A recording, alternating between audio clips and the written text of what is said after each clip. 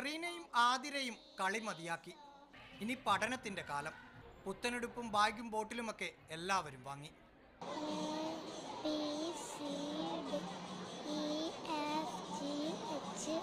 മനസ്സിലുള്ള വലിയ ആഗ്രഹങ്ങൾ പലരും പറഞ്ഞു. വിദ്യാഭ്യാസ മന്ത്രി കുട്ടികളെ കയ്യിലെടുത്ത് കളം പിടിച്ചു. കോളേജിൽ ക്ലാസ് എടുക്കുന്ന രീതിയിലായിരുന്നു പ്രൊഫസർ സി രവീന്ദ്രനാഥിന്റെ ഉദ്ഘാടന പ്രസംഗം. ഏറ്റവും വലിയ ആയുധം എന്ന് പറയുന്ന അറിവാണ്. അതുകൊണ്ട് കീറി മുറിക്കാൻ പറ്റാത്ത, കീഴടക്കാൻ പറ്റാത്ത, എത്തിപ്പിടിക്കാൻ പറ്റാത്ത ഒന്നുമില്ല.